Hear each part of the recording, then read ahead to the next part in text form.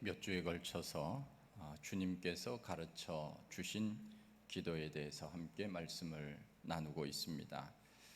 주님께서 가르쳐 주신 기도는 7가지의 강구로 되어 있습니다. 그 중에서 앞에서 묵상했던 3가지는 하나님의 그 뜻을 위한 강구라고 말한다면, 오늘부터 나눌 4가지는 우리 자신을 위한 기도라고 말할 수 있습니다. 이 4가지 가운데 가장 먼저 나오는 기도가 오늘 우리에게 일용할 양식을 주시옵고 하는 내용입니다. 주님께서 가르쳐 주신 기도 중에 가장 어려운 기도라고 말한다면 아버지의 뜻대로 되기를 원합니다. 아마 그것이 우리가 기도하는 것 중에 내 뜻대로 하면은 쉬운데 아버지 뜻대로 되게 해달라, 그러니까 그 기도가 어찌 보면 가장 어려운 기도이고, 또 어찌 보면은 우리가 일용할 양식을 주십시오 하는 기도는 가장 하기 쉬운 기도가 아닌가 생각되어집니다. 우리 사람은 기본적인 욕구가 채워지지 않으면 다른 일을 할 수 없습니다. 특히 육적인 부분에 있어서 양식이라고 하는 것은 가장 기본적인 욕구라고 할 수 있습니다.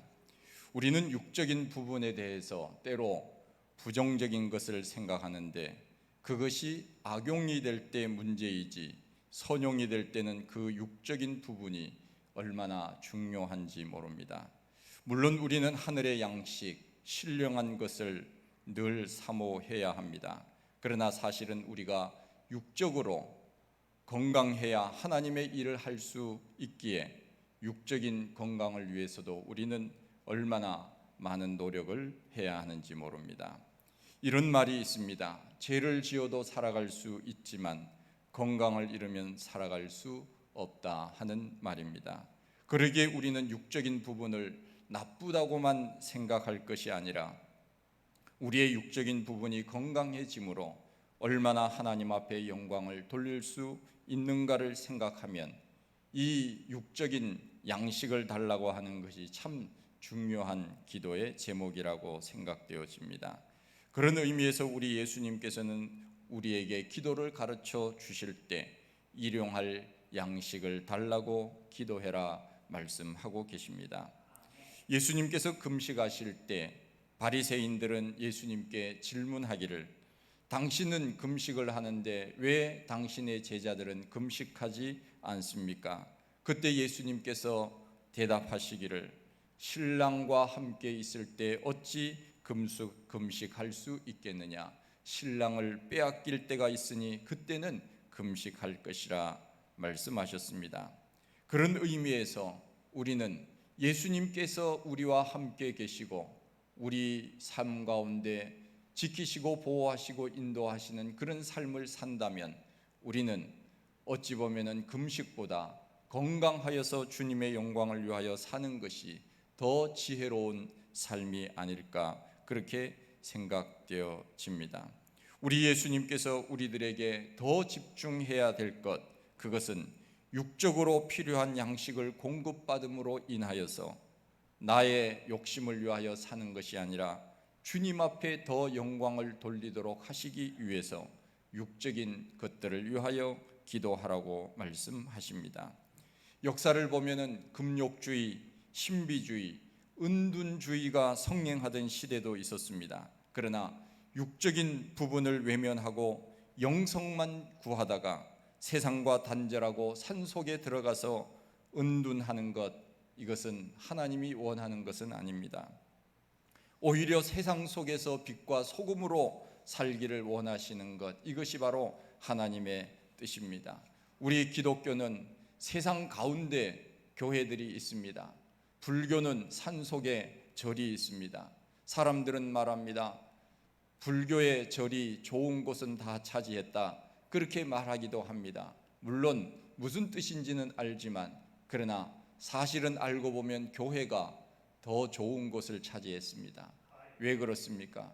우리는 산속에 들어가서 세상 사람들과 단절해서 사는 종교가 아니라 세상 속에 들어가서 빛과 소금으로 살면서 그리스도의 복음을 전하도록 명령받았기 때문에 우리는 산속을 고집하는 것이 아니라 세상 속에서 사람들과 함께 살기에 어찌 보면 교회가 더 좋은 것을 차지했다고 말할 수 있습니다.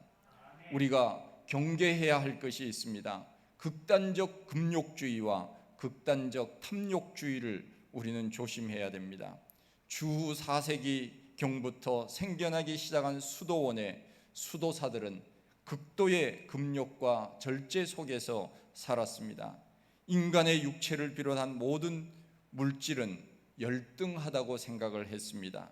그리고 정신과 영혼은 고등하기 때문에 육체를 천하게 취급함으로 영혼은 육체의 감옥을 벗어나 높은 수준의 경지에 이를 수 있다고 수도사들은 생각을 했습니다. 우리가 잘 아는 대로 루터라고 하는 사람도 그가 수도사로 있을 때 그곳에 있으면서 금욕, 금식, 절제 그러면서 살았던 것을 이야기합니다. 그러면서도 그는 늘 신부에게 찾아가서 죄를 고했습니다. 오늘 무슨 죄를 졌습니다. 그러면서 신부에게 찾아갔다고 하지 않습니까? 그 속에서 금욕과 절제, 금식 이런 가운데서 무슨 죄를 짓겠습니까? 그러나 루터의 마음속에는 늘 죄의식으로 가득 차 있었던 것을 보게 됩니다. 하도 신부에게 자주 가서 이야기하니까 신부는 그런 말을 했다고 하지 않습니까? 루터야, 다음부터는 죄를 모아서 가져와라. 그 정도로 그는 그 수도 생활을 하면서도 죄 가운데 그런 의식들이 자기의 마음을 벗어나지 못했던 그런 괴로움이 있었습니다. 그래서 결국은 내 마음의 기쁨과 행복은 바로 믿음으로 구원을 얻는 것이구나, 그것을 깨닫고 종교 개혁을 하지 않았습니까? 우리는 육체적인 것을 죽이는 것, 이것이 신앙생활을 잘한다고 생각할 때도 종종 있습니다. 그러나 그것만은 옳은 것은 아닙니다. 중세기의 교회는 죽음에 이르는 7가지 대죄라고 하는 것이 있었다고 합니다. 그것이 교만, 시기, 분노, 나태, 탐욕, 정욕, 그리고 식탐이라고 해서 그것을 교회는 1500년 이상 일반 신도들에게 이 7가지를 범하는 것은 큰 죄라 그렇게 가르쳐 왔습니다. 그들은 음식을 먹음에 있어서도 그 음식 속에서 맛을 느끼고 행복해하는 것을 죄라고 지적하고 가르쳤습니다. 인간의 영혼과 정신을 흐리게 하는 것이기 때문에 맛 좋은 음식들을 피해야 한다고 생각을 했습니다. 만일 그것이 7가지 대죄가 오늘까지 적용이 된다고 한다면 우리는 육신의 쾌락을 위하여 맛있는 음식을 찾아 먹는 것, 이것은 다 죄입니다. 그러나 그것은 알고 보면 사실 비성경적인 것입니다. 음식을 맛있게 먹고 느끼는 것, 그것을 즐기는 것 자체를 죄라고 생각하는 것, 이것은 곧 극단적인 금욕주의자들이 하는 이야기라고 하는 것입니다. 사실은 사람이 먹는 데서 행복을 느낄 때가 얼마나 많습니까? 좋은 사람을 만났을 때, 가족들이 모였을 때 음식을 나누지 않고 얼굴만 본다면 무슨 재미가 있겠습니까? 그것도 물론 좋기는 하겠지만 그래도 먹을 것이 있으면 금상첨화가 아니겠습니까? 사람이 먹어야 마음이 열린다 하는 말도 있지 않습니까? 그런 의미에서 먹는 즐거움을 죄라고 규정하는 것은 이것은 비성경적인 것입니다. 성경에 그것이 죄가 될 때, 그것으로 인하여 탐욕을 부릴 때 그것이 죄이지 먹는 것 자체가 죄라고 성경은 말씀하고 있지 않습니다. 그래서 우리는 극단적 금욕주의, 여기에 빠져서는 안 됩니다. 우리 예수 믿는 사람들은 건강하게 살아야 됩니다. 육신을 잘 관리하면서 내가 이 육신을 통하여 하나님 앞에 어떻게 영광을 돌릴까를 생각하면서 건강관리를 잘 해야 됩니다. 극단적 금욕주의, 이것은 성경적이지 않습니다.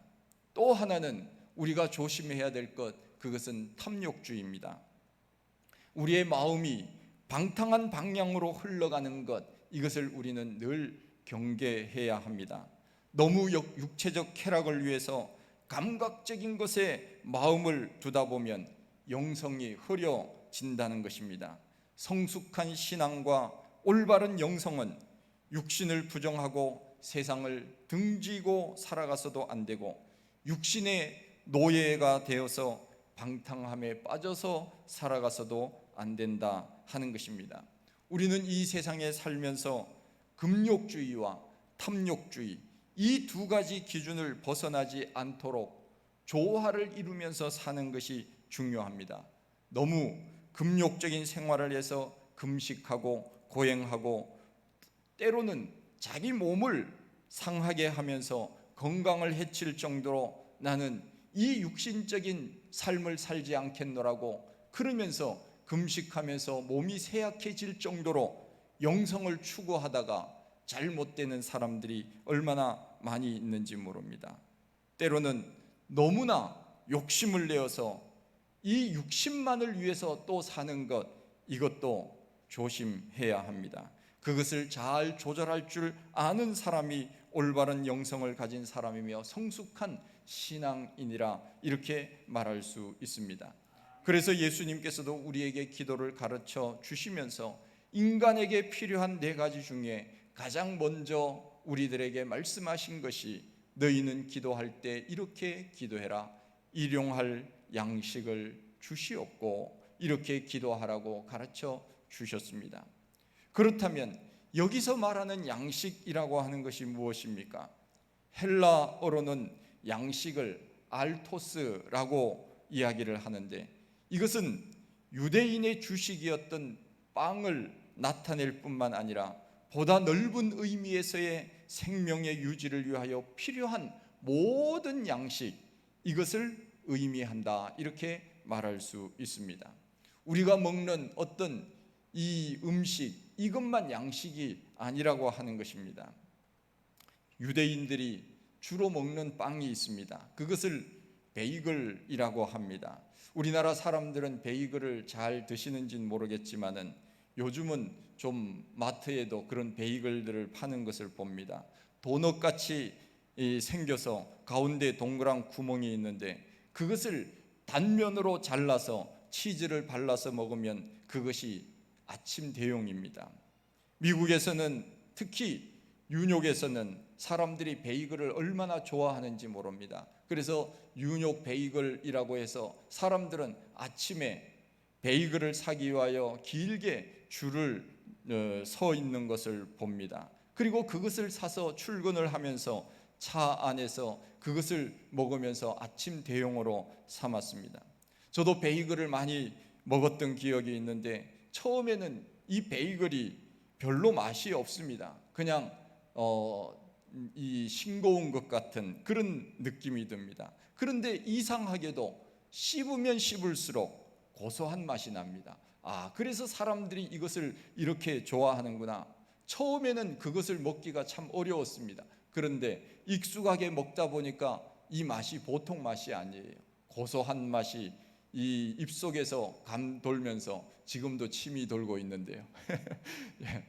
굉장히 맛있습니다. 제가 인도네시아에 한 달 동안 선교 훈련을 하러 갔을 때 선교사님이 처음에 우리에게 내놓은 과일이 있었습니다. 이거 드셔보시라고. 이것이 과일의 여왕이라고. 그 과일이 두리안이라고 하는 과일입니다. 우리가 잘 알다시피 이 두리안이 하나에 보통 4만 원, 5만 원 하는 그런 비싼 과일 아닙니까? 그런데 처음에는 그것을 먹을 수가 없었습니다.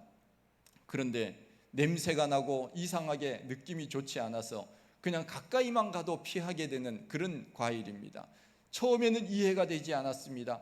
어찌 이것이 과일의 여왕이냐 생각을 했지만 그러나 일주일이 지나고 2주일이 지나니까 이 두리안이 점점 맛있어지는 겁니다. 선교사님, 두리안도 없어요. 그러면서 두리안을 찾으면서 손으로 퍼서 그 살점이 있는 그 과일을 먹었던 기억이 있습니다. 이 베이글도 마찬가지로 유대인들이 자주 먹었던 그러한 그 빵이었는데 치즈를 발라서 그것을 먹음으로 인하여 아침 대용으로 삼았고 특별히 유대인들은 가난한 고난의 시대를 경험했기 때문에 어떻게 하든지 빨리 먹을 수 있는 그 음식을 만들려고 했었고, 간편하게 먹는 방법을 강구하다가 이 베이글이라고 하는 것을 그들이 이제 연구하여서 보편화되기 시작했다고 하는 이야기가 있습니다. 우리가 양식이라고 하는 것, 이것이 얼마나 중요한지 모릅니다. 먹는 것, 이것이 없으면 세상 사는 재미가 어디에 있을까 하는 생각도 해봅니다. 마틴 루터는 이렇게 말합니다.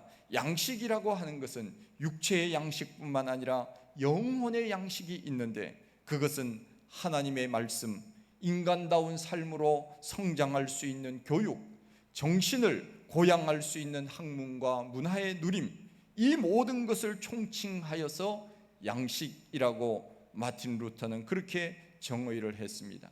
또한 아우구스티누스는 양식이라고 하는 것은 복된 삶을 영위하는 데 이바지하는 모든 것을 양식이라고 해석을 했습니다. 여기서 복된 삶이라고 하는 것은 하나님께서 창조하신 사람답게 하나님 안에서 행복하게 살아가는 상태를 말합니다. 그러니까 양식이라고 하는 것은 우리가 먹는 곡식이나 채소, 생선, 고기 이런 것만이 양식이 아니라 옷이나 집이나 가구나 가전용품이나 직장이나 문화적 누림이나 더 나아가서 정신적 안정과 영혼의 평안, 우리가 살아가는 데 필요한 모든 것을 포함하고 있는 것, 이것이 바로 양식이라 이렇게 우리가 정의할 수 있습니다. 우리는 소극적인 의미에서는 양식이 먹는 것만을 우리가 생각을 하지만, 우리 예수님께서 일용할 양식을 위하여 기도하라고 하는 말 속에는 음식만이 결코 아닙니다. 우리가 살아가고 있는 모든 것에서의 삶입니다. 그것이 문화이든지 정치든지 경제든지, 그리고 또한 교육이든지 어떤 것이든지 간에 우리 삶에 필요한 여러 가지 가정에서의 모든 필요한 것들, 이것까지도 다 포함하여 우리 예수님께서는 그것을 양식이라고 말씀한다고 해석하는 것, 이것이 맞다는 것입니다.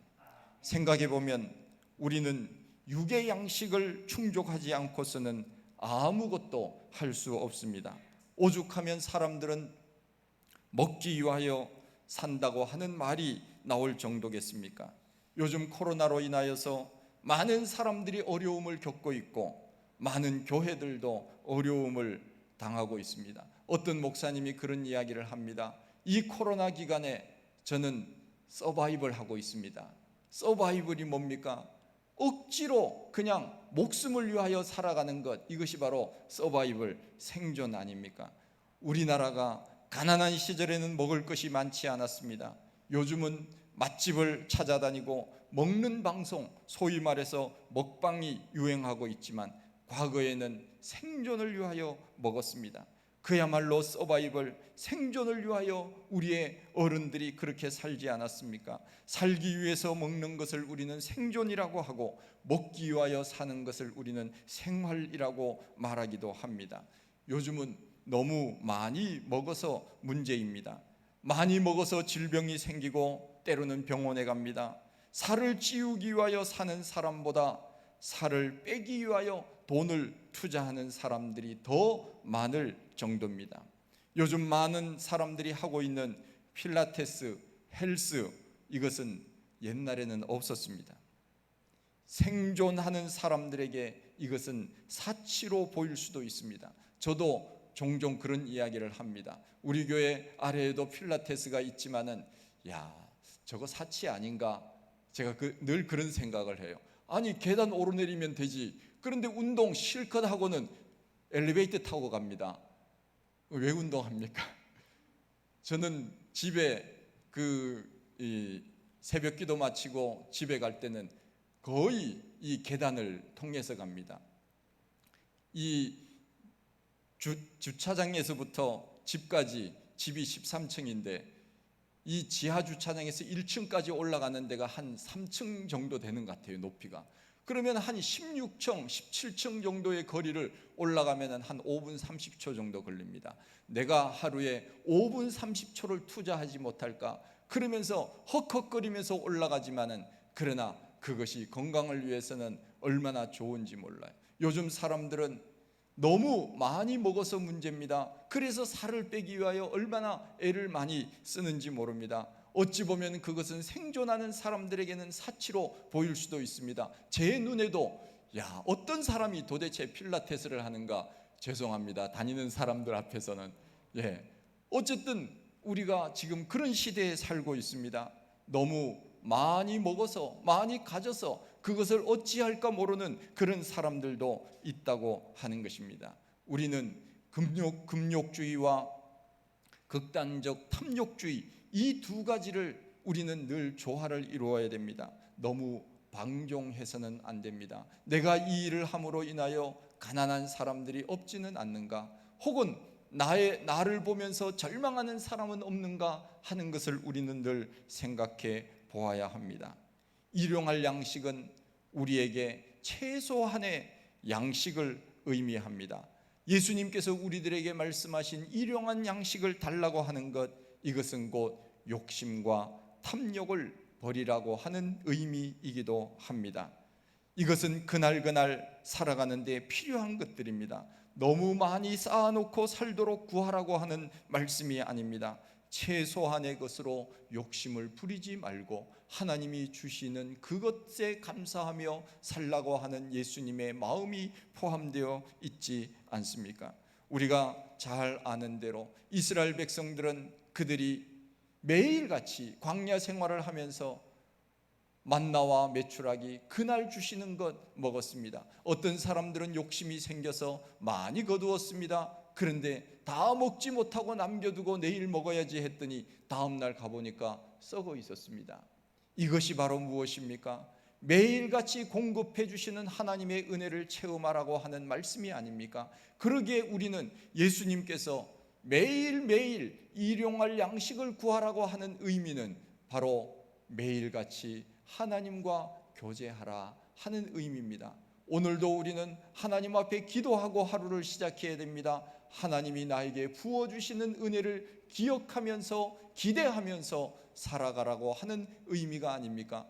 하나님 한 달치 다 주십시오, 1년치 다 주십시오. 그리고는 한 달 동안 하나님 저 하나님 몰라요, 1년 동안 저 하나님 몰라요. 그러면 어떻게 할까? 하나님은 때로 염려는 하지 않으시겠지만 하나님은 우리를 사랑하시기에 나는 너 곁에 있고 싶다, 너와 함께 같이 얘기를 나누고 싶어. 그러니 오늘 나하고 얘기하자, 오늘 일용할 양식을 달라고 기도해라. 우리 주님께서 우리들에게 그렇게 가르쳐 주시는 것이 아닙니까? 오늘날 이 세상에는 수많은 사람들이 굶주려 굶어가는 가운데 있습니다. 어떤 단체 유니세프에 의하면은 6초마다 굶어서 죽는 사람이 한 명씩 있다고 합니다. 그러기에 우리는 날마다 나 자신만을 위해서 기도하는 것이 아니라 오늘 예수님께서 가르쳐 주신 대로 우리에게, 나에게가 아니라 우리에게 일용할 양식을 주십시오. 나에게가 아니라 우리에게, 나와 관계된 사람들에게, 이웃에게, 이 지구상에 있는 사람들에게 우리는 함께 기도하고 상생할 수 있는 그런 마음을 가져야 될 줄 압니다. 오늘 예수님께서 우리들에게 말씀하신 일용할 양식을 달라고 기도해라, 나만을 위해서 아니라, 너무 많은 욕심을 위해서가 아니라 늘 하나님 앞에 교제하면서 또 이웃을 생각하면서 내가 너무 탐욕을 부려서 다른 사람들이 적게 갖지는 않는지 돌아보면서 오늘 이렇게 기도하라고 주님 가르쳐 주신 기도를 기억하면서 매일 하나님과 만나서 더 풍성한 교제를 나누고 또 더 많은 은혜를 받는 우리 모든 성도님들이 다 되시기를 간절히 축원드립니다. 하나님 아버지, 크신 은혜와 사랑을 감사합니다. 저희들 사랑하시고 또 오늘 주시는 말씀을 함께 묵상할 수 있게 하신 것 감사합니다. 하나님, 우리는 너무 많이 가짐으로 인하여 나 때문에 다른 사람들이 절망하거나 좌절하지는 않는지를 돌아보게 하시고 우리의 하나님께서 날마다 그 양식을 구하라고 하신 것처럼 우리는 하나님과 매일의 교제를 통하여 하나님의 은혜를 체험하고 경험하며 우리의 하나님과 더 가까이 동행하며 사는 저희들이 다 되게 하여 주시옵소서. 예수님 이름으로 기도하옵나이다. 아멘.